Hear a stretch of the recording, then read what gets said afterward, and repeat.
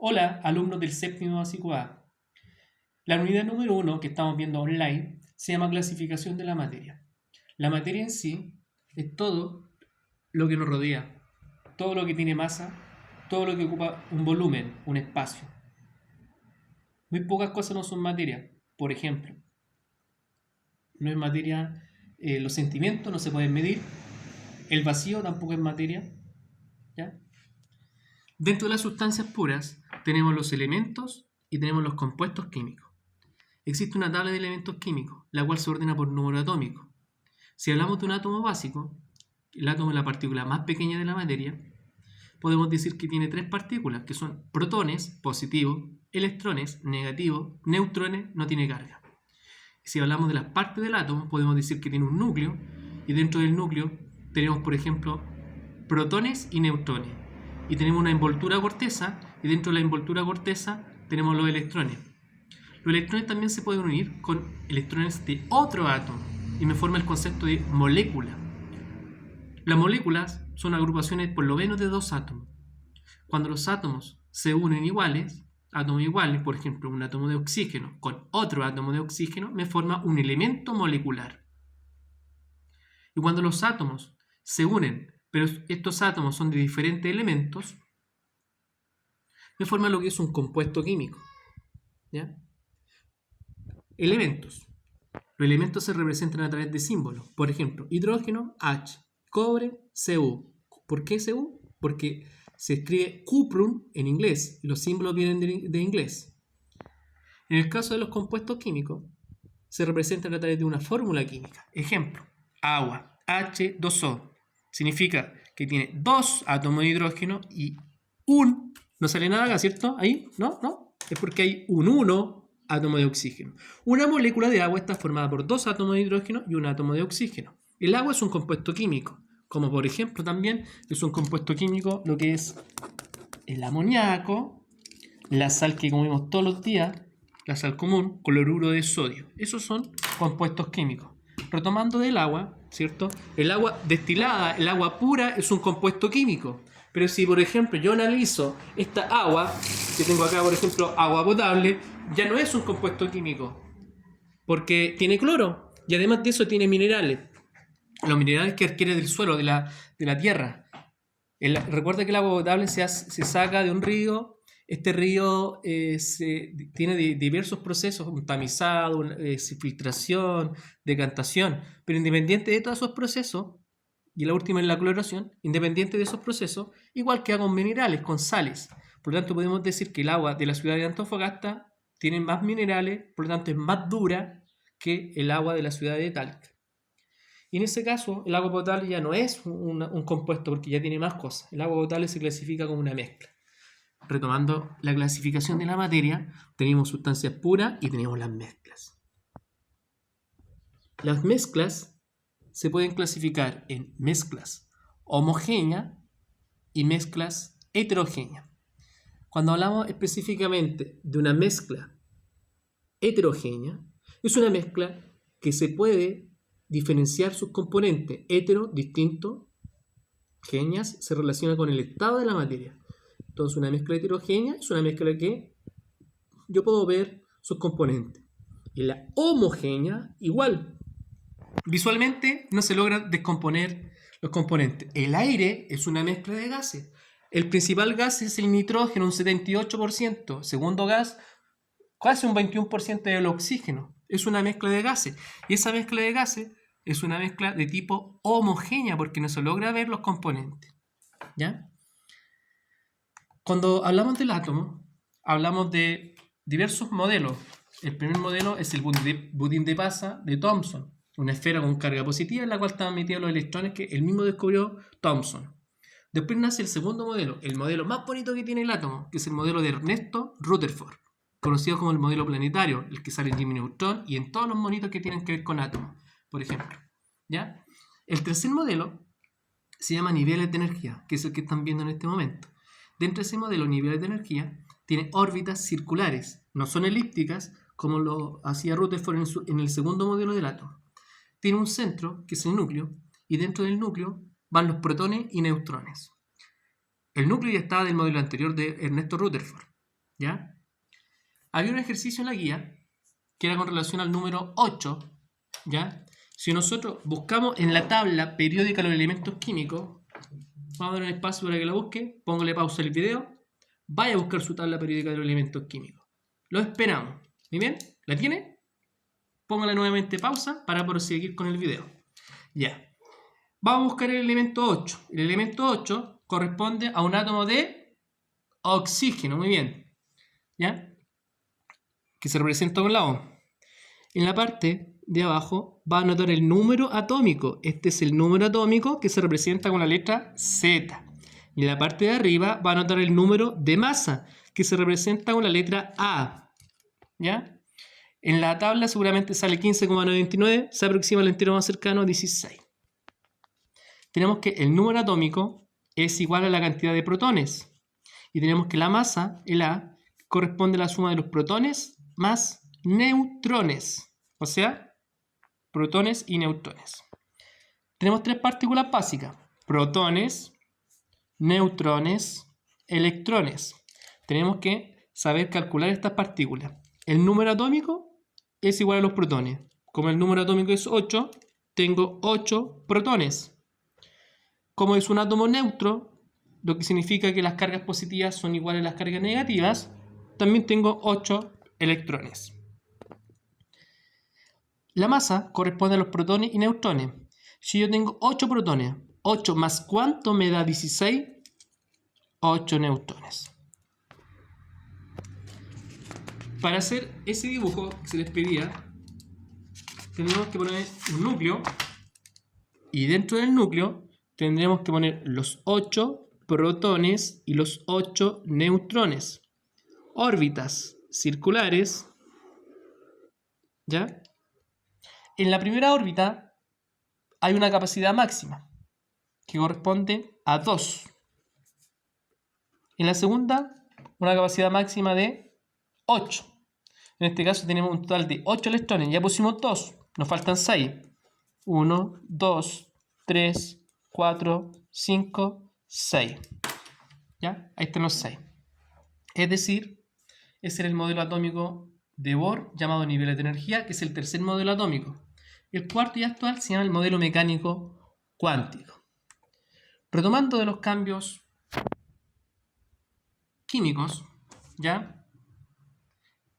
Y cambios físicos, también existen los cambios físicos. Primero que todo vamos a hablar un poquito de los cambios físicos. Los cambios físicos son un cambio de forma. Por ejemplo, esto es papel. Independiente que esté en esta forma, es papel igual. Por lo tanto, es un cambio de forma, es un cambio físico. También existen cambios físicos en relación al estado de la materia. Tenemos tres estados básicos: el estado sólido, el estado líquido y el estado gas. Cuando tengo un sólido, por ejemplo, en este caso sale agua, ¿cierto? Hielo, se llama cuando está en el estado sólido, se derrite. Ese proceso se llama fusión.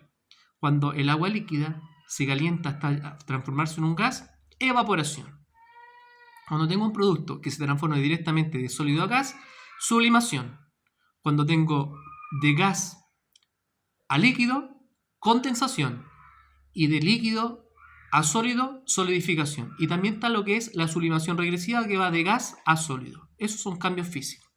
Los cambios químicos es cuando se transforma la materia. Por ejemplo, si este mismo papel yo lo quemo, ya deja de ser papel, por lo tanto hablo de un cambio químico.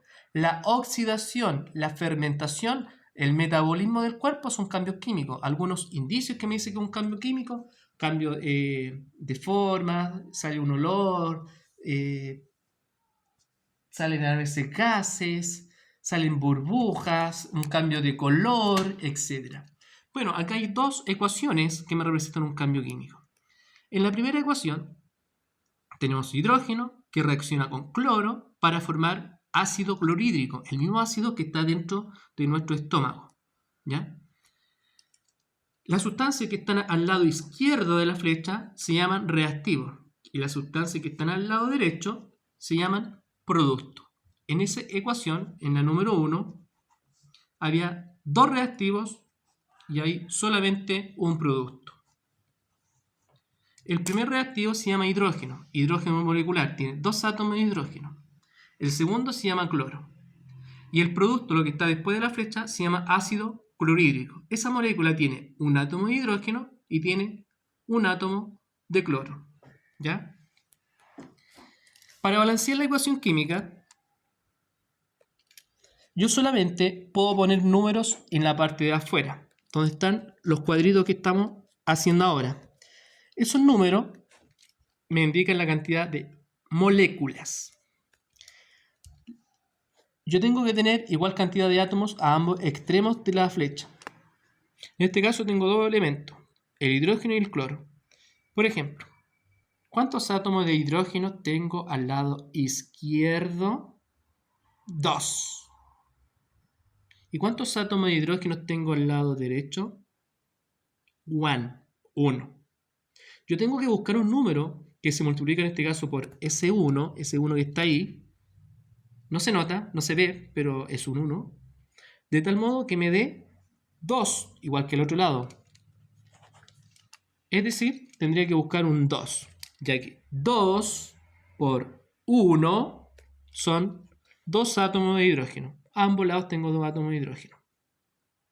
Y en cuanto al cloro, al lado izquierdo tengo 2 cloros, 2 átomos de cloro, y el lado derecho también tengo 2, porque este 2, al colocarlo acá, no solamente me multiplica el hidrógeno, sino también me multiplica al átomo de cloro. Ecuación balanceada.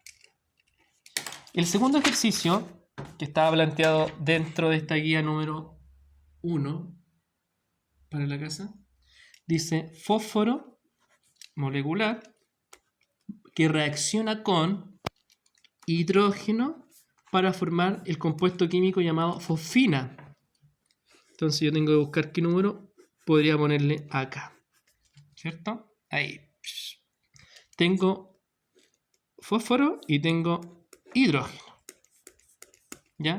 Tengo el lado izquierdo de la flecha, reactivos, y el lado derecho, producto. ¿Ya?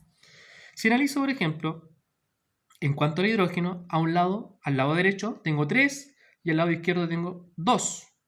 No me cuadra. Es decir, tengo que buscar números que se multiplican y me tiene que dar la misma cantidad a ambos lados.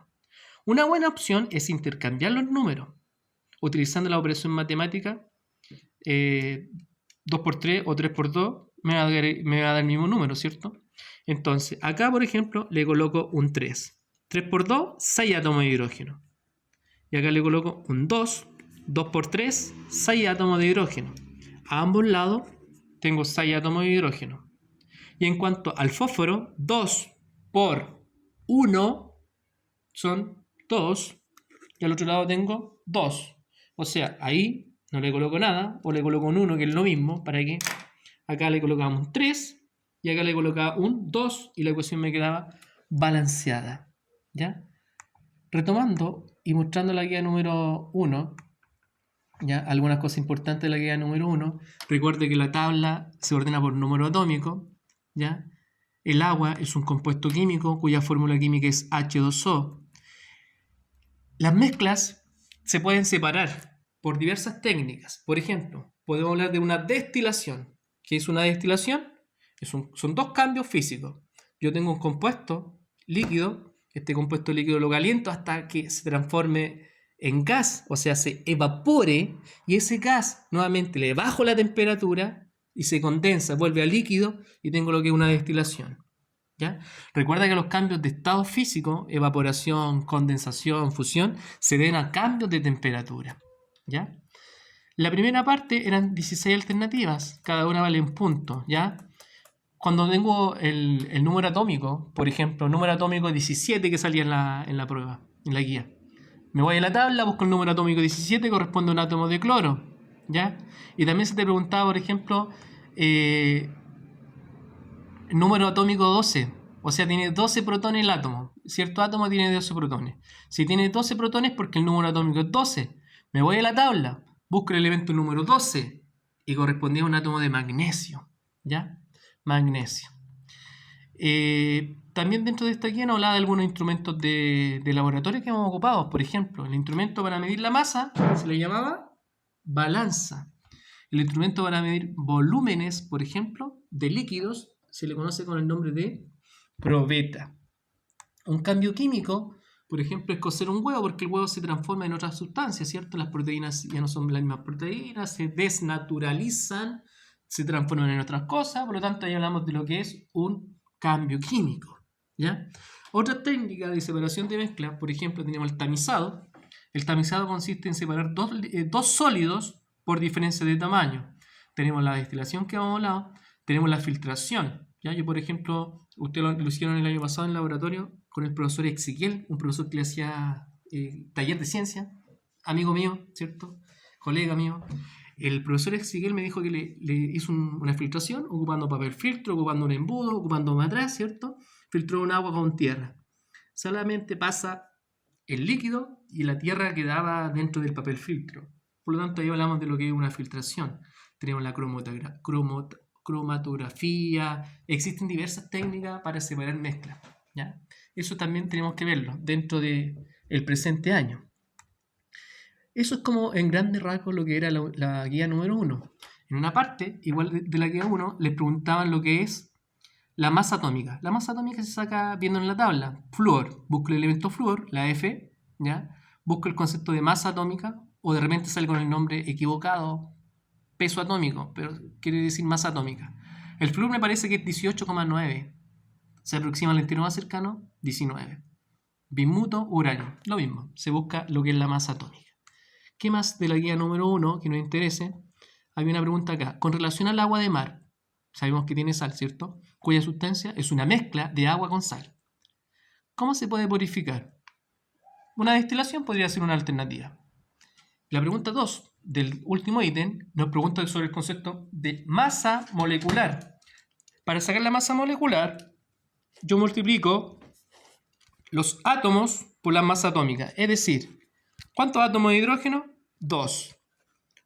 ¿Cuánto es la masa atómica del hidrógeno que lo veo en la tabla? 1. Más, además de hidrógeno, tenemos 1 átomo de oxígeno. Por, ¿cuánto es la masa atómica del oxígeno? Lo veo en la tabla, 16. Multiplico y sumo. 2 más 16, respuesta era 18.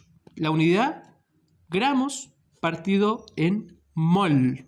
Mol es una unidad de cantidad de sustancia que surge debido a que los átomos son tan pequeños que no podemos hablar siempre de gramos, porque muy pequeño el átomo, así que no nos podríamos hablar de eso, ¿ya?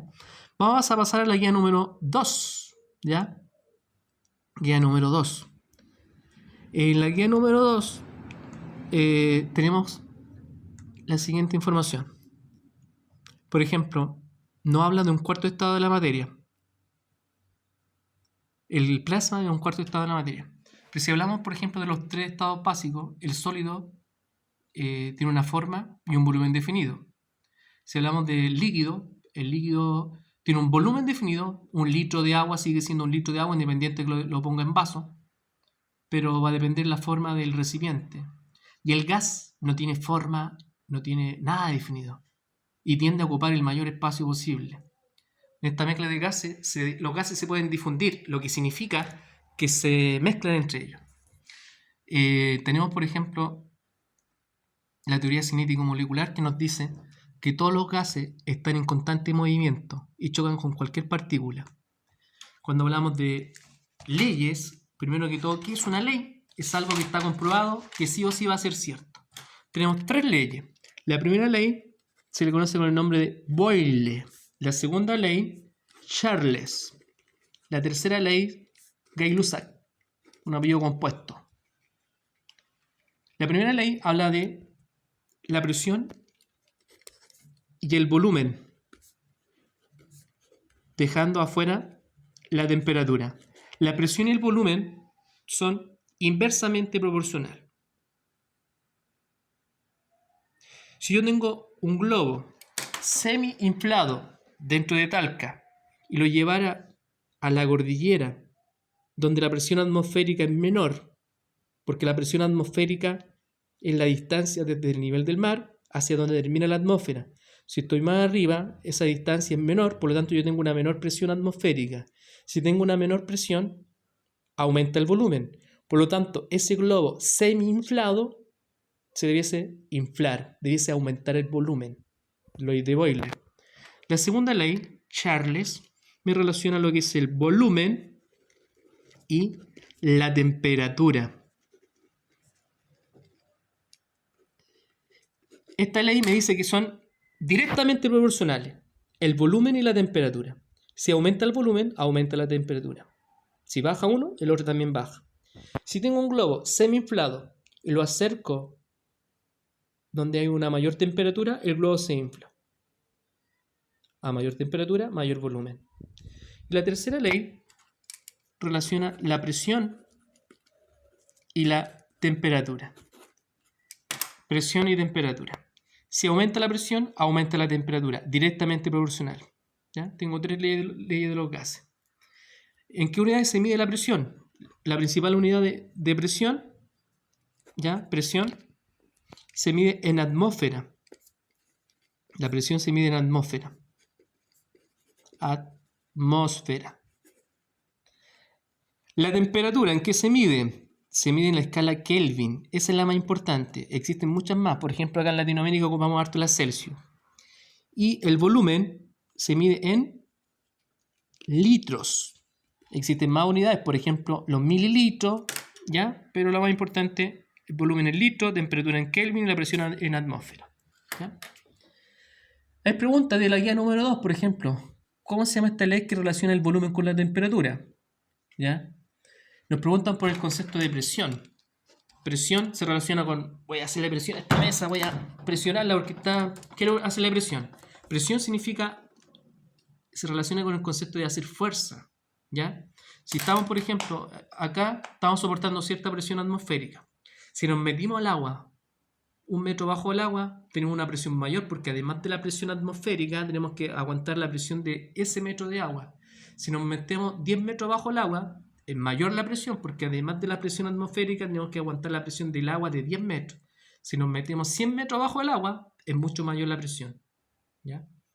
La presión se relaciona con el concepto de fuerza partido en área, ¿ya? Presión es fuerza partido en área. Y acá podemos aplicar este concepto en el martillo.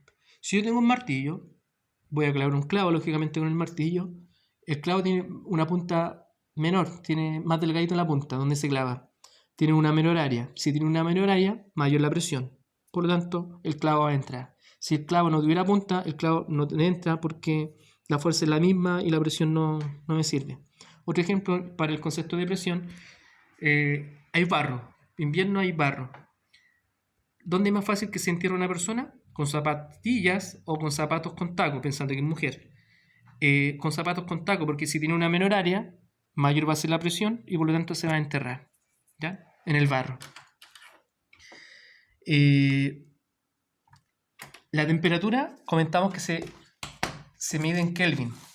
La temperatura se mide en Kelvin, pero usted tiene que saber transformar de la escala Celsius a escala Kelvin. Por ejemplo, se transforma la escala Celsius más 273 me corresponde a escala Kelvin. Pensemos, por ejemplo, en la temperatura del punto de fusión del agua, 0 grados Celsius. Si le agrego 0 más 273, corresponde a 273 Kelvin. Pensemos en la temperatura corporal, 36,5. Aproximémosle a 37. 37 más 273 corresponde a 310. 310 Kelvin. O sea, 310 Kelvin es igual a 37 grados Celsius. Esa es la conversión de las dos escalas. La escala Kelvin es la escala más importante, porque es la escala del Sistema Internacional de la Temperatura. ¿Ya? Hay varias preguntas de la guía número 2 de lo que hemos comentado sobre la ley de Boyle, ley de Charles y ley de Gay-Lussac.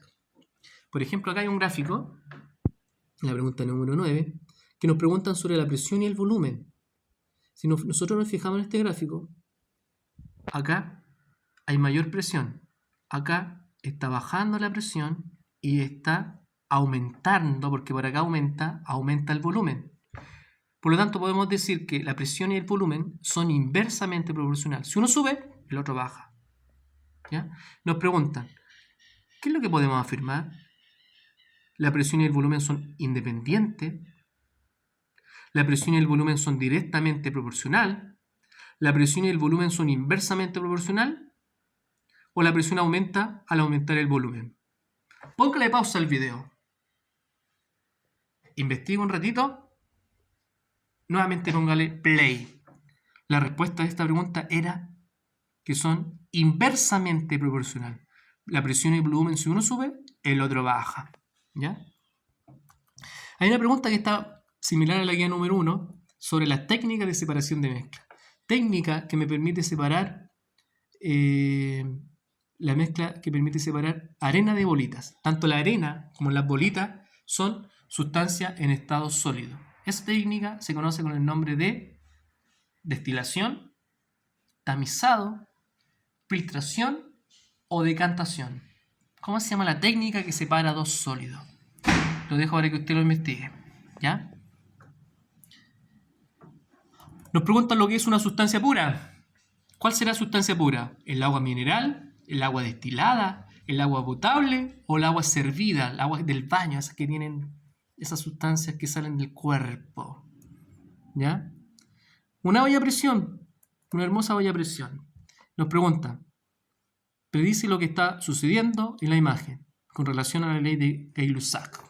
A mayor temperatura, aumenta también la presión porque esta ley dice que la temperatura y la presión son directamente proporcionales.